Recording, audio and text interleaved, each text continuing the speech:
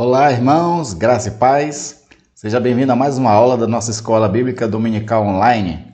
Domingo passado nós começamos uma nova série. Vamos falar sobre a pessoa e obra do Espírito Santo. Essa figura tão importante da Trindade, a terceira pessoa da Trindade, a qual é crucialmente importante para as nossas vidas. Entender mais sobre o Espírito Santo pode nos ajudar a melhorar o nosso relacionamento com Ele, pois nós vamos aprender como é que Ele opera nas nossas vidas e como é que nós podemos ter mais intimidade com Ele e aproveitar melhor essa relação para que a gente enfrente as situações difíceis da vida, para que a gente seja capacitado por Ele para poder fazer a missão do Senhor, descobrir a vocação, descobrir os dons espirituais, enfim, também saber como o Espírito Santo age na igreja e no mundo. Então, realmente é muito importante nós aprendermos um pouco mais sobre a pessoa do Espírito Santo. E hoje nós vamos falar um pouco sobre promessa e cumprimento do Espírito, que é a questão do novo Espírito e o Espírito de Deus. Nós vamos falar sobre isso, uma promessa que foi feita no Antigo Testamento sobre um novo Espírito e a descida do Espírito Santo. Portanto, eu quero começar com o texto de Ezequiel, capítulo 36, versículo 26 e 27. O autor ele traz a seguinte promessa ou revelação da parte de Deus. Eu lhes darei um coração novo e porei dentro de vocês um espírito novo.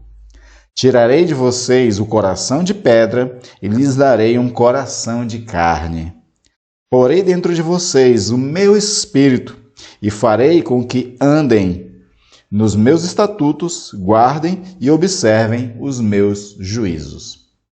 Então nós vemos aqui a promessa do Senhor de dar um novo coração, de dar um novo espírito e também de derramar do seu espírito sobre nós. E aí nós vamos estudar um pouquinho mais nessa lição sobre esse versículo. Antes vamos orar ao Senhor, pedir que o Espírito Santo, aquele que ilumina as mentes e os corações, nos faça entender as Sagradas Escrituras, compreendê-las e, por esse conhecimento, também sermos transformados. Oremos. Pai amado, querido, te louvamos e te engrandecemos, Senhor, por todas as coisas.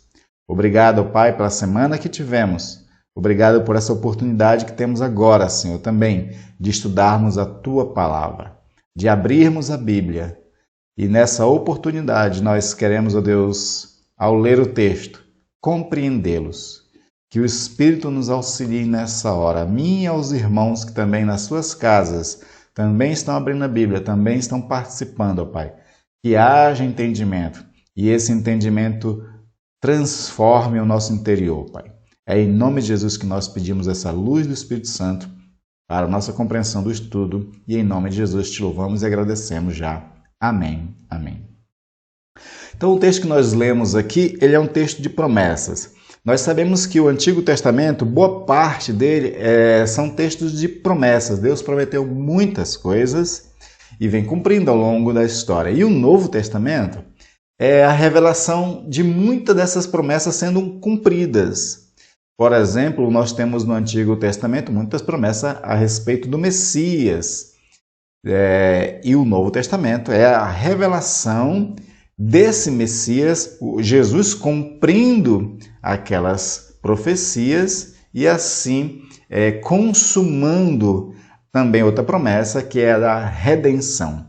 Quando Jesus, na cruz do Calvário, ele expira e diz estar consumado, porque de fato aquela redenção, aquele projeto maravilhoso de Deus de salvar pecadores, de salvar os seus eleitos, estava se consumando naquele momento, estava se cumprindo uma série. Na pessoa de Jesus, se cumpriu uma série de promessas do Antigo Testamento.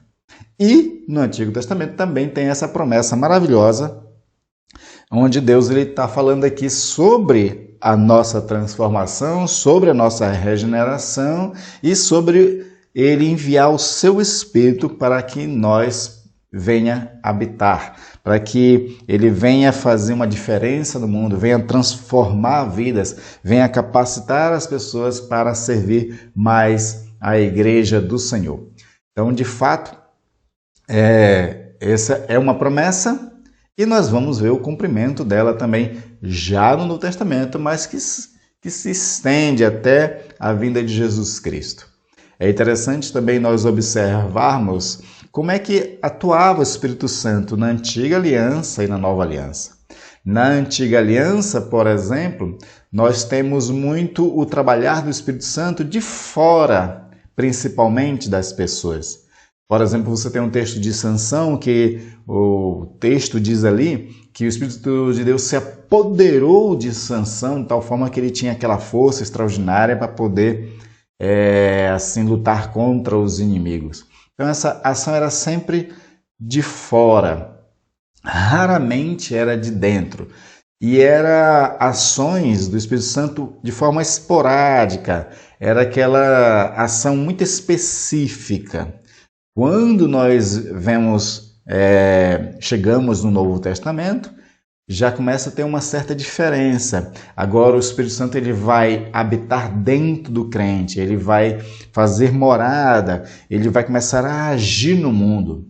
Alguns chamam isso de a dispensação do Espírito. Não é? Por conta de que o Espírito Santo, desde a promessa de Jesus e o cumprimento dela, ele vem atuando dentro da igreja, o Espírito Santo vem atuando no mundo para salvar pecadores. Então essa é uma grande obra dessa pessoa do Espírito Santo, que é ele cumprir o chamado dos eleitos, porque Jesus morreu pelos eleitos. Jesus ele paga todo o sacrifício. Ele estabelece a nova aliança. E o Espírito Santo vai agora fazer a execução dessa salvação nesses eleitos, gerando fé no coração deles, transformando eles pela regeneração, justificando os pecados, santificando eles, né? E os guardando, sustentando, para que eles perseverem na fé até a vinda de Jesus Cristo, o nosso Senhor. Então, o Espírito Santo ele tem um trabalho extraordinário ocasionando no mundo. Então, o que nós vamos ver primeiro, a partir desse texto, é a promessa, e aqui tem uma dupla promessa. É interessante nós observarmos isso, né? A dupla promessa é o seguinte: o versículo 26, por exemplo, vai falar de que ele daria um espírito novo. Antes ele fala, né, que vai dar um coração novo, mas esse coração novo, ele é novo, ele é transformado, ele é um coração regenerado, por conta de que o Senhor, ele cumpre primeiro uma promessa de dar um espírito novo para cada um de nós. Paulo vai entender que nós todos, antes do evento Jesus Cristo, antes da fé, antes da conversão, todos nós estávamos mortos em delitos e pecados. Em Romanos ele vai dizer também que o salário do pecado é a morte. Esses dois textos, tanto de Efésios quanto de Romanos, é uma elucidação daquilo que Deus tinha dito a Adão, que se eles desobedecessem, se eles comessem da fruta, do conhecimento do bem e do mal, certamente eles morreriam. E morreram primeiramente espiritualmente. E mais tarde eles vão ter a morte física do seu corpo.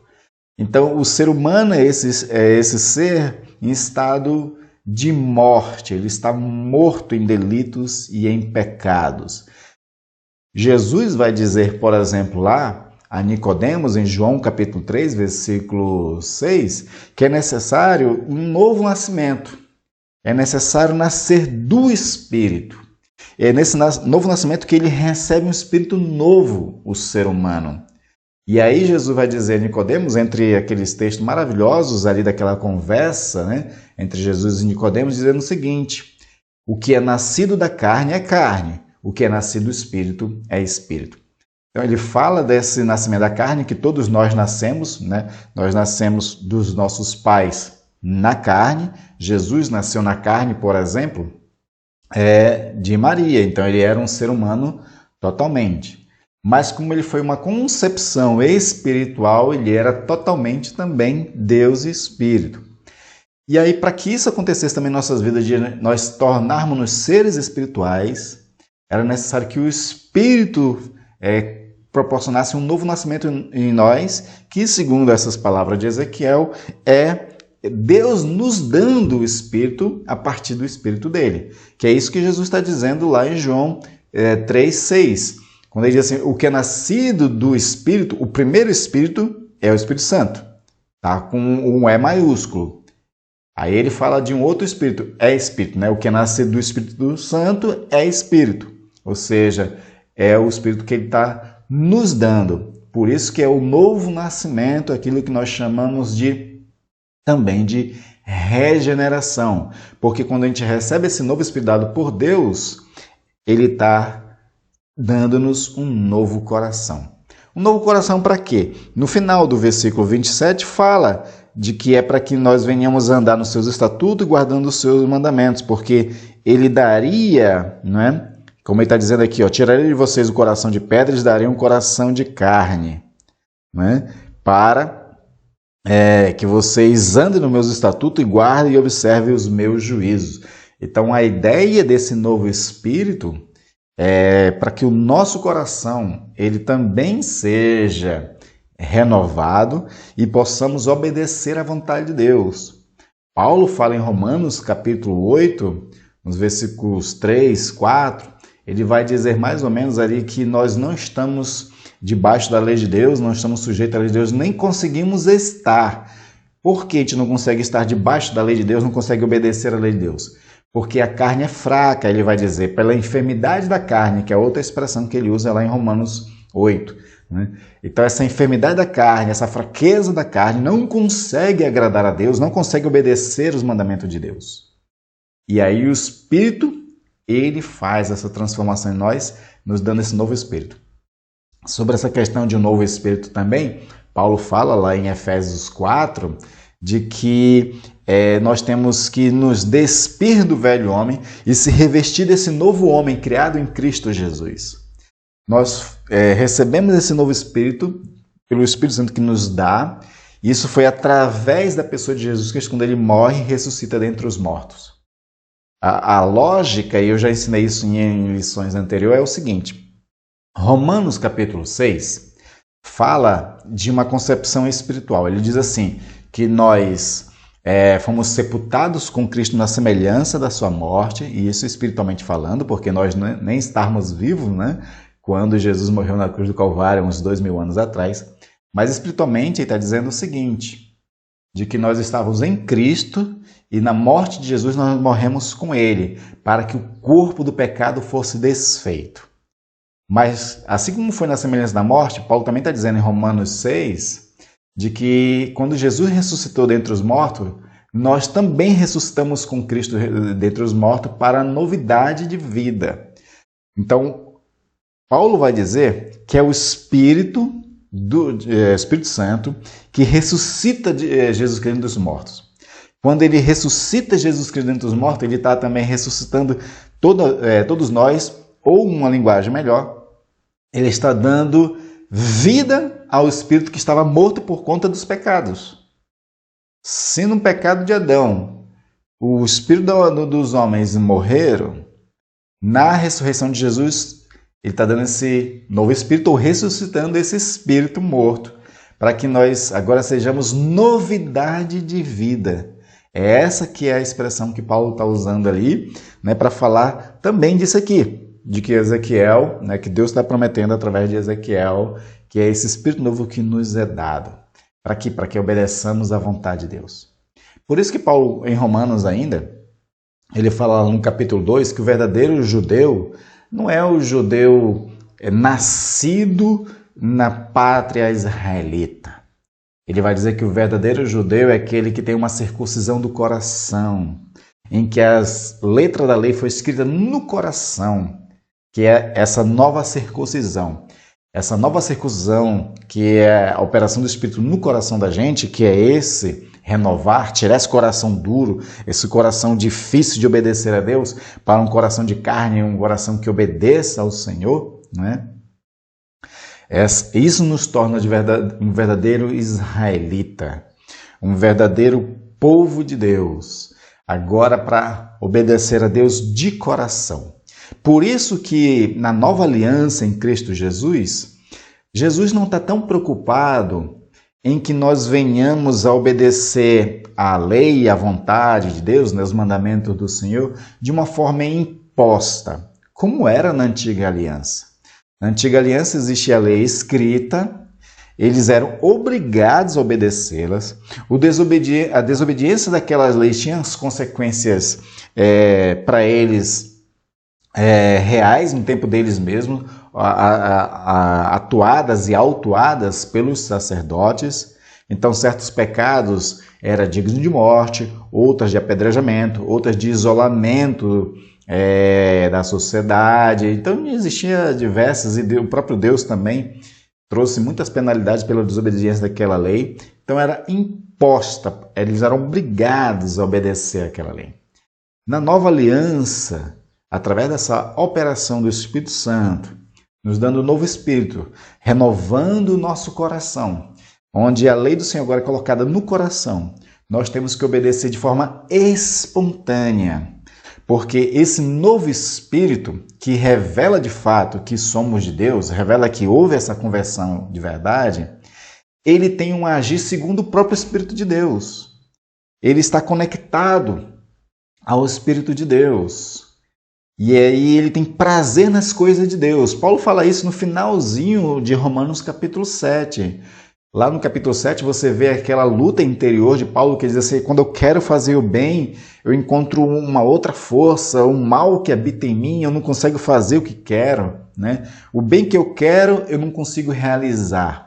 Mas ele diz no finalzinho, no último versículo, ele diz assim, mas graças a Deus por Jesus Cristo, que de forma que com a minha mente tenho prazer na lei de Deus. E essa mente que Paulo está se referindo, essa nous, né, que é a expressão grega para aquela expressão do Espírito que está falando ali, da mente, né, tem a ver com o Espírito também. Esse Espírito que foi renovado.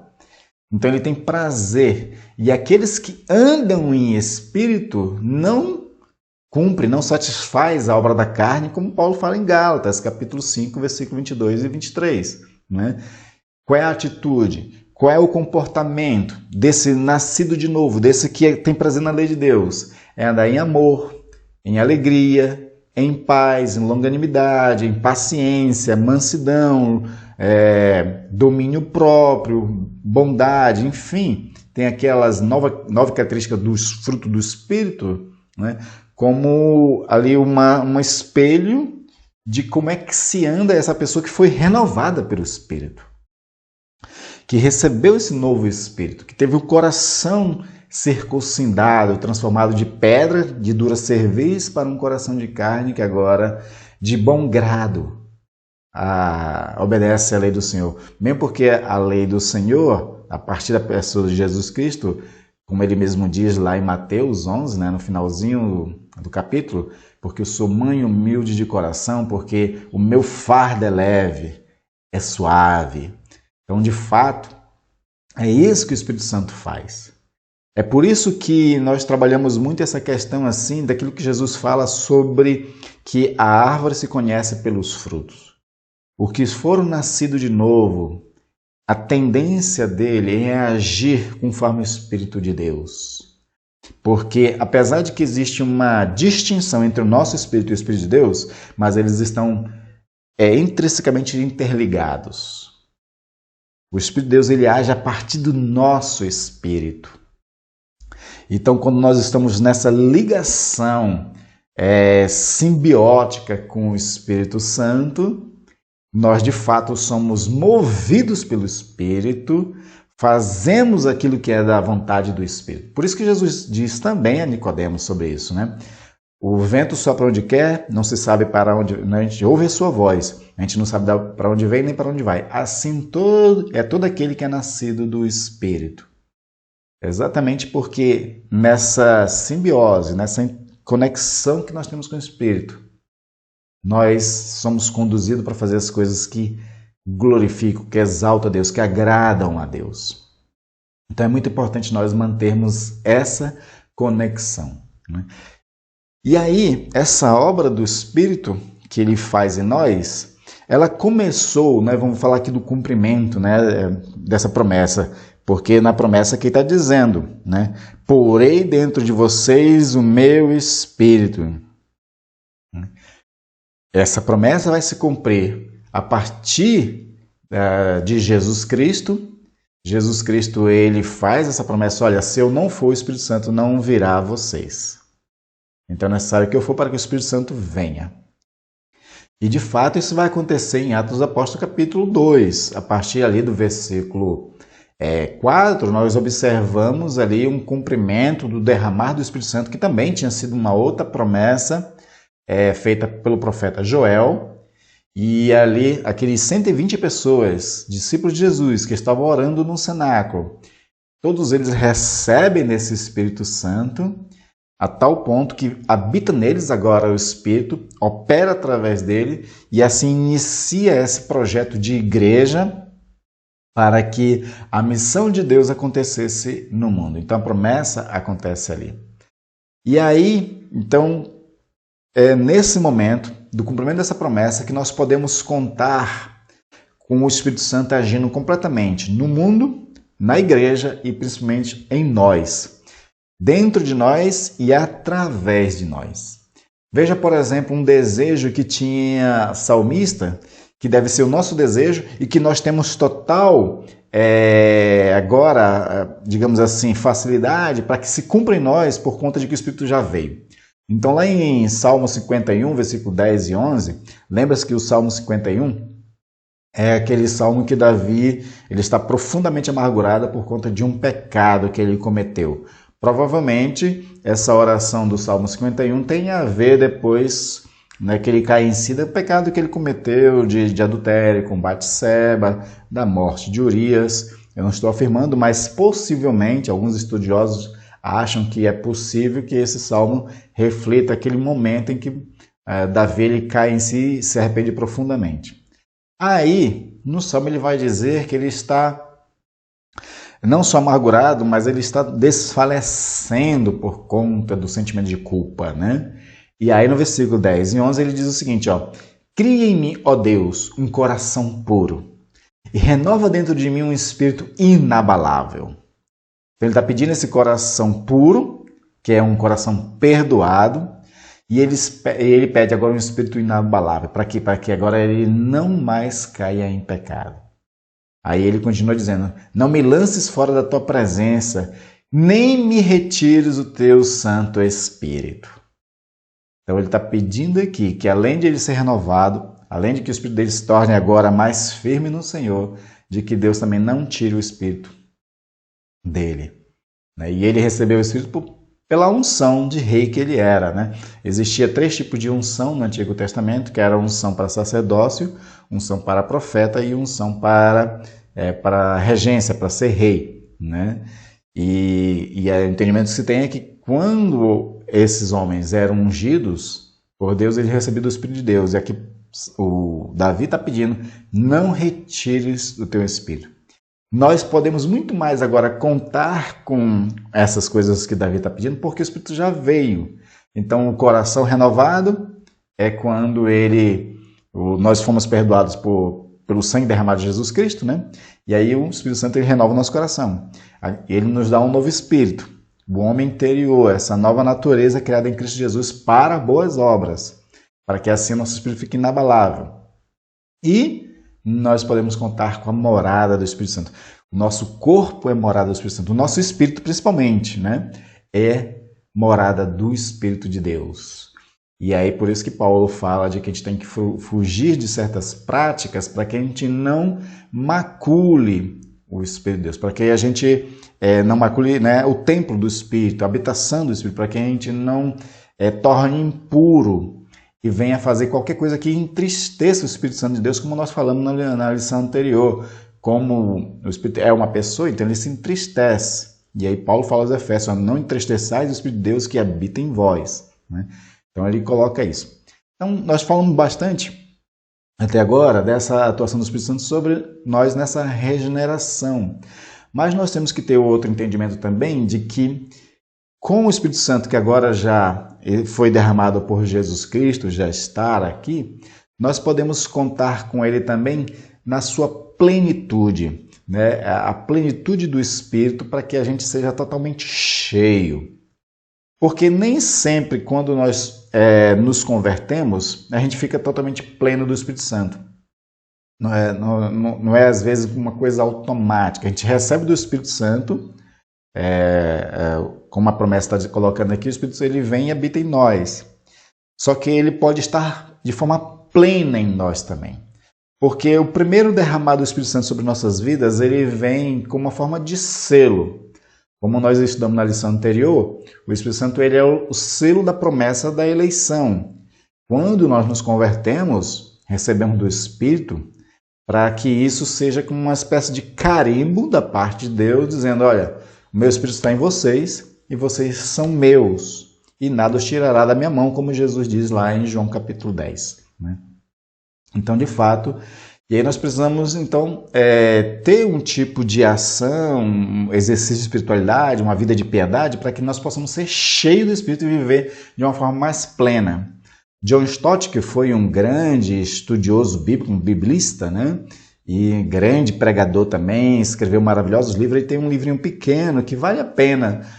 Quem tem mais interesse sobre isso, eu acho que na verdade todo cristão deveria ter interesse, né, sobre de viver de forma plena com o Espírito Santo, né? Então ele tem um livro muito interessante chamado Batismo e Plenitude no Espírito, né, no Espírito Santo, que ele vai falar mais contundentemente sobre essa questão de estar cheio do Espírito Santo. Mas para nosso entendimento aqui, vou trazer um texto, por exemplo, sobre essa primeira derramada do Espírito, que é a gente ser selado, não é? Como alguém que já tem a salvação, mas a plenitude também. Por exemplo, Atos capítulo 8, do versículo 5 a 17, vai falar ali, de forma muito interessante, sobre algumas pessoas de Samaria que tinham ouvido falar do Evangelho de Jesus Cristo, tinham se convertido, mas eles tinham, né, nessa conversão, já recebido o Espírito Santo da promessa como um selo, mas eles não estavam plenos do Espírito. Então, os apóstolos, quando chegam ali, faz através de oração e jejum, e eles sempre tinham esse momento de consagração. Então, esses homens recebem o Espírito Santo de forma mais plena. E eles recebem, inclusive, junto, dons espirituais. Então, por exemplo, o texto que eu vou ler aqui diz o seguinte, chegando ali, oraram por eles para que recebesse o Espírito Santo, pois o Espírito Santo ainda não havia descido sobre nenhum deles. Tinham apenas sido batizados em nome do Senhor Jesus Cristo, então eles impuseram as mãos e receberam do Espírito Santo. Eu li aqui o versículo 15 a 17. Né? Então eles já tinham ouvido falar de Jesus, tinham crido em Cristo Jesus. Crer em Cristo Jesus já garante a salvação e o selo do Espírito como promessa, mas eles não estavam plenos. E aí, quando os apóstolos chegam, oram, impondo a mão sobre eles, se consagrando e consagrando todos, então eles recebem mais dessa plenitude do Espírito. Todos nós que cremos em Cristo Jesus, né, é bom enfatizar isso, nós temos sim do Espírito de Deus sobre nossas vidas, né? Mas nós podemos ser mais cheios do Espírito. Por exemplo, os próprios apóstolos, além desses exemplos que eu já dei aqui, mas vamos pegar os próprios apóstolos. Antes de Jesus ascender aos céus e antes da descida do Espírito Santo, lá no cenáculo, momentos antes, Jesus já tinha soprado sobre os discípulos do Espírito. Isso está registrado em João capítulo 20, versículo 22, quando Jesus diz o seguinte, e havendo dito isso, soprou sobre ele e disse-lhes, recebam o Espírito Santo. Então Jesus, quando sopra sobre os discípulos, eles recebem o Espírito Santo, ali já como um selo da conversão deles. É interessante porque quando os apóstolos estavam caminhando com Jesus aqueles 3 anos e tudo, a gente sabe que houve muitos momentos de dúvida dos apóstolos, a gente sabe que Jesus teve que corrigi-los algumas vezes. O próprio Jesus fala para Pedro, quando tu te converteres, né? Então, nós percebemos que a fé autêntica, por exemplo, antes disso, né? Tem um texto bem interessante, se eu não me engano é João 14 ou João 16, eu vou colocar aqui para você ver. Né? Onde André, por exemplo, pede, Senhor, mostra-nos o Pai. E aí Jesus fica meio triste, assim, diz assim, há tanto tempo estou convosco que vocês me pedem para ver o Pai? Quem vê a mim vê o Pai.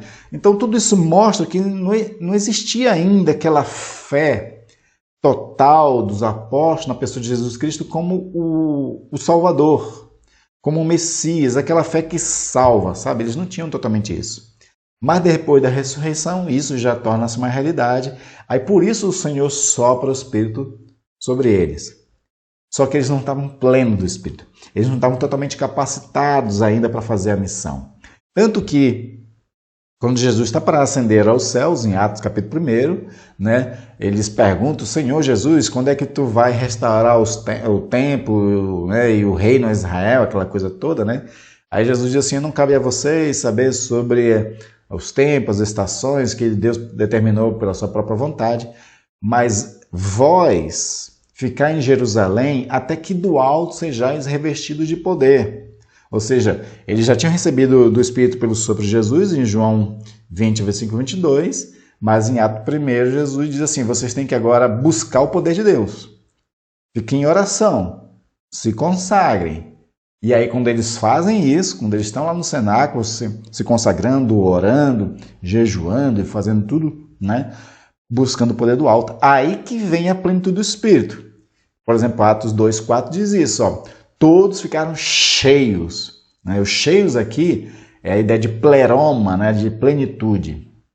Cheios do Espírito Santo e começaram a falar em outras línguas, segundo o Espírito lhes concedia que falassem. Então, aí sim que eles foram completamente cheios do Espírito Santo. Né? É muito maravilhoso saber que nós podemos ser morada do Espírito Santo. Né? Além da salvação, que já é uma coisa que nós temos que nos alegrar muito, Jesus disse isso aos discípulos, né? Quando Jesus tinha dado autoridade para eles pregarem o reino de Deus, expulsarem demônios, curarem enfermidades. Eles voltam muito animados porque tudo isso aconteceu de fato. Aí Jesus diz assim, antes se alegrem porque o vosso nome está escrito no livro da vida. Né? Então a salvação que nós alcançamos pela fé em Jesus Cristo, a qual recebemos o Espírito Santo como um selo dessa salvação. Isso já é uma alegria muito grande. Mas também eu acho que a gente podia nos alegrar mais ainda em saber e viver a realidade de estar cheio, pleno do Espírito Santo. O próprio Deus habitando em espírito em cada um de nós. Isso é uma coisa maravilhosa. E essa plenitude do Espírito habitando em nós, ela concretiza o reino de Deus em nós. Porque como nós vimos no começo da lição, né, falamos de que o Espírito Santo ele renova nosso coração, nos dá um novo espírito para poder viver a vontade de Deus. Ao viver nessa plenitude do Espírito, a gente vive a realidade do reino de Deus em nós. O que é o reino de Deus? O reino de Deus não é um lugar onde tem um palácio e Deus senta governando tudo. Não, o reino de Deus é quando a igreja, o povo de Deus, está pleno do Espírito Santo. E o Espírito conduz, rege, gerencia, ele tem um domínio total sobre todas as vidas de todos os crentes. Isso é o reino de Deus sendo estabelecido. É o povo de Deus vivendo de forma súdita, né? Sendo súditos, servos do nosso todo-poderoso Deus e Jesus Cristo. Então, quando a gente vive nessa plenitude, a gente consegue melhor obedecer. E aí o reino acontece. Jesus ele esclarece isso lá em Lucas, capítulo 17, versículo 21, dizendo o seguinte, olha, o reino de Deus, poderiam até dizer, ele aqui, olha ali, não acreditem. Se o reino disser, o reino de Deus é ali, o reino de Deus é acolá, não acredite, porque ele diz assim, o reino de Deus está dentro de vós. E quem está dentro de nós? O Espírito Santo, da qual nós podemos viver de forma plena. João ele traz para nós, nas suas epístolas, umas coisas bem maravilhosas. Ele fala, por exemplo, de que maior o que está em vós do que o que está no mundo. Se nós vivermos de forma plena pelo Espírito, a gente consegue vencer o mundo, porque maior o que está em nós do que o que está no mundo. A gente consegue vencer as tristezas, sofrimentos, ataques, tentações, tudo que o mundo tenta fazer para derrubar o povo de Deus. Torna-se infrutífero se nós estivermos cheios do Espírito Santo, porque maior o que está em nós do que o que está no mundo. Mas ele diz ainda, João, na sua epístola também, de que nós temos a unção, que é o Espírito habitando em nós. E se nós temos a unção, Ele diz assim que nós sabemos todas as coisas, porque o Espírito, a unção, nos ensina a respeito de tudo. E esse ensinar a respeito de tudo é nos dar sabedoria para viver nesse mundo difícil, nesse mundo trágico, nesse mundo de sofrimento, nesse mundo, como Jesus disse, que é de aflições, de perseguições, de tudo mais. E aí nós precisamos de muita sabedoria para viver neste mundo. Então, João fala sobre isso, né? Jesus diz que o reino de Deus está dentro de vós, porque nós temos o Espírito de Deus, e quando ele está de forma plena em nós, nós vivemos toda a realidade, né, do Espírito que nos leva para onde ele quiser. Ele move as nossas vidas. E temos a sabedoria dele para podermos também enfrentar as situações do mundo, saber como melhor agir nesse mundo, né? Então, e ele, o Espírito Santo, ele nos dá dons espirituais, nós vamos falar isso na próxima lição. Ele nos dá dons espirituais para servirmos melhor a igreja do Senhor, fazer a missão no mundo, né?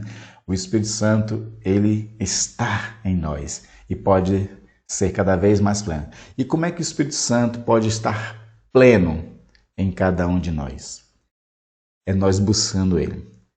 O Senhor já tinha dito através dos profetas que aquele que me buscar de todo o coração, me farei ser achado. E ele vai se fazer ser achado através do Espírito Santo. Então nós temos que ter uma vida de oração constante, uma vida de busca constante do Espírito Santo. Paulo recomenda, por exemplo, aos coríntios, né, nós vamos estudar isso melhor depois, de que nós podemos buscar os melhores dons, né? Então nós podemos buscar o Espírito. E Paulo fala em Efésios capítulo 5, né, não vos embriagueis com vinho em que há dissolução, mas enchei-vos do Espírito Santo, falando entre vós com salmos, hinos, cânticos espirituais, servindo uns aos outros em amor. Então, orar, jejuar, louvar a Deus, né, ter momentos de consagração, viver sujeitos uns aos outros em amor, isso faz com que o Espírito Santo de Deus tenha prazer em viver plenamente dentro de nós, né? O Espírito de Deus habita no meio dos louvores também, não é? Então nós podemos, né, como Paulo está dizendo, né, cantar, louvar, cânticos espirituais. Então oração, adoração e uma vida, né, de sujeição ao Senhor nosso Deus. Garante que nós sejamos plenos, cheios do Espírito Santo. Tem um autor que, inclusive, o grupo de jovens da nossa igreja vai começar a ler, que é o Richard Foster. Ele fala no início do livro Celebração da Disciplina de que a nossa sociedade hoje é uma sociedade superficial. E ele está falando da sociedade, não da sociedade do mundo, ele está falando principalmente dos cristãos. Os cristãos são muito superficiais. Se converteu a Jesus Cristo, recebeu o Espírito da promessa e pronto. Não tem aquela busca constante para viver uma vida mais plena, mais cheia do Espírito Santo. E aí vive de uma forma muito superficial, às vezes lidando quase que sozinho com todos os problemas do mundo, né, que o mundo impõe, né, sobre nós. E nós precisamos ser cheios do Espírito Santo. A gente tem que viver uma vida mais profunda com o Espírito Santo, buscando cada vez mais o Espírito Santo. Então, a partir dessa lição, eu espero que você tenha se motivado a buscar mais o Espírito Santo em oração, em adoração e em viver, né, uma vida de sujeição uns aos outros no amor, cumprindo o amor de Cristo, cumprindo a lei do amor de Cristo. Isso são as dicas que Paulo dá, que a Bíblia Sagrada nos dão para nós vivermos uma vida cheia do Espírito Santo.